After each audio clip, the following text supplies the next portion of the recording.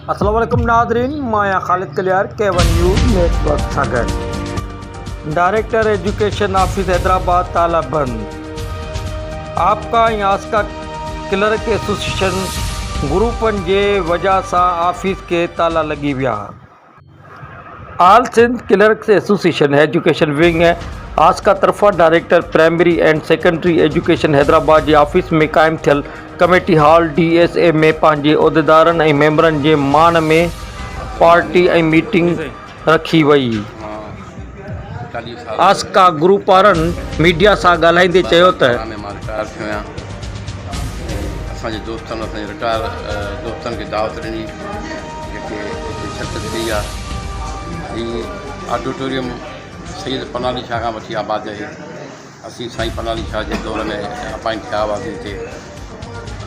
उन खां पोइ जेके बि हिते प्रोग्राम थींदा रहिया आहिनि, माशाल्लाह हिन वक़्तु जेका पोज़ीशन आहे का बि इख़्तिलाफ़ जी पोज़ीशन कोन्हे। दोस्तनि खे दावत हुई, उन दावतनि में शिरकत करण जे लाइ सभिनी खे इनवाइट कयो वियो, पर वरी अफ़सोस आहे त चवणो पए त इहे नाराज़गियूं, इहे पार्टीबाज़ियूं, इहे भलाई लाइ कमु करिणो आहे, माण्हुनि जी चङाई लाइ कमु करिणो आहे। अॻिते हलिणो आहे, माण्हुनि जी सहूलियतूं पैदा करणियूं आहिनि, इख़्तिलाफ़ राय रखणो न आहे।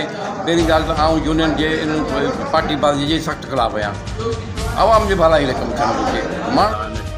इन करे उन्हनि जे लाइ इज़त ॾियण लाइ असां इहो प्रोग्राम ठाहियो जेको ऑलरेडी प्रोग्राम ठाहियो। ऑल सिंध क्लर्क एसोसिएशन जेका असांजी आहे उहा हिकिड़ी रजिस्टर्ड तनज़ीम आहे ऐं जेका तनज़ीम साम्हूं करे पई उहो हिकिड़ो ग्रुप आहे, टोलो आहे। All Pakistan clerk association Durrani group आहे ऐं रजिस्टर्ड बि कान्हे। अरिड़हीं तरमीम खां पोइ सिंध लेवल ते वफ़ाक़ी तनज़ीम जो कुझु वञे ई कोन ऐं ग़लति हुननि कयो आहे। ऑफिस खे बंदि करणु, तालाबंदी करणु, पब्लिक डीलिंग जे लाइ माण्हू पूरी नमन ज़िलनि मां हिते आयल आहिनि पाण बग़ैर कंहिं इशूअ जे। अॼु त कंहिंजे ख़िलाफ़ त प्रोग्राम ही हो ई कोन, जंहिंजे करे हिननि जेको हीउ प्रोग्राम कयो आहे या हीउ जेको अमल कयो आहे इंतिहाई ख़ुदो अमल आहे, इंतिहाई ग़ैर आइनी अमल आहे। ऐं इन जी डायरेक्टर ऐं सेक्रेटरी साहब सां पुरज़ोर अपील कई थी वञे त इन जी इंक्वायरी करे उन्हनि जे ख़िलाफ़ु सख़्तु एक्शन खयो वञे त जीअं ऐं इन ग़ैर आइनी तनज़ीम ते पाबंदी विधी वञे त जेका रजिस्टर्ड बि कान्हे ऐं हिकिड़ो ग्रुप आहे, टोलो आहे, उन टोले खे पाबंदी हणी ऐं आईंदा मुलाज़िम जे हुकूम जी पासदारी कई वञे। बिस्मिल्लाहिर्रहमानिर्रहीम। Wajid Ali Shah, all Sindh clerk association Sindh. साईं ॾिसो त हिन तालाबंदी छो कई असांखे पाण सम्झ नथी अचे। हीउ हिकिड़ो क्लर्क जो प्रोग्राम आहे फुरल पार्टी। इहो त असांखे पाण अफ़सोस थो थिए त हिन क्लर्क बरादरी खे असां सॼे डायरेक्टरेट खे दावत बि ॾिनी, हीउ छो हिननि ऑफिस बंदि कई आहे। हीअ त पब्लिक खे नुक़सानु ॾियण लाइ कई अथई। हीअ असां जेकी पार्टी कई आहे, हीअ रिटायरमेंट मुलाज़िम जेके 30 साल पहिरीं रिटायर थिया, असां हिकिड़ी नई तनज़ीम आहे त हिकिड़ो असां उन्हनि खे ऑनर ते ॾिनो त या उन्हनि खे ऑनर ॾियण पसंदि न आहे क्लर्क खे, ऑनर शिकायत तव्हां नथा कयो, असां तव्हांखे बि दावत ॾिता, असांजा भाउर आहियो।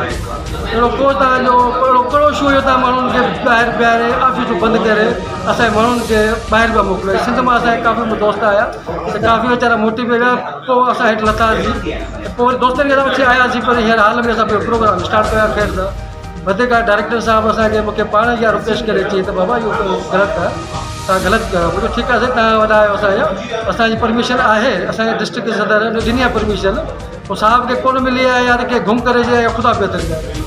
असांजो साहब डायरेक्टर साहब वॾो आहे, असांजो रेस्पेक्ट कंदासीं, इनशाला कंदा रहंदासीं। परमिशन हिते पहिरीं प्रोग्राम काफ़ी थी विया आहिनि, जेको बि डायरेक्टर साहब हिते आया आहिनि असां प्रोग्राम पहिरीं करे छॾिया आहिनि ऐं उन्हनि ॿियनि दुरानी वारनि बि इहो प्रोग्राम हिते कंदा रहंदा आहिनि। मानी भली आहे, उन्हनि ते इहो शू कोन थो खजे, असांजे ते इहो शू छो पियो खजे। असांजो कोई शादी जो प्रोग्राम त कोन्हे न, हिकु क्लर्क बिरादरी जो प्रोग्राम आहे, नंढो प्रोग्राम आहे, एॾो वॾो प्रोग्राम कोन्हे। 40-50 माण्हुनि जो प्रोग्राम आहे, त सभिनि दोस्तनि खे दावत ॾिनल ॿाहिरि कढी आहे। इहो असांखे अफ़सोस पियो थिए, हिकिड़े महिमाननि खे असां इज़त न ॾियूं, सिंध जा रवायत आहे त कंहिंखे असां मानी न खारायूं।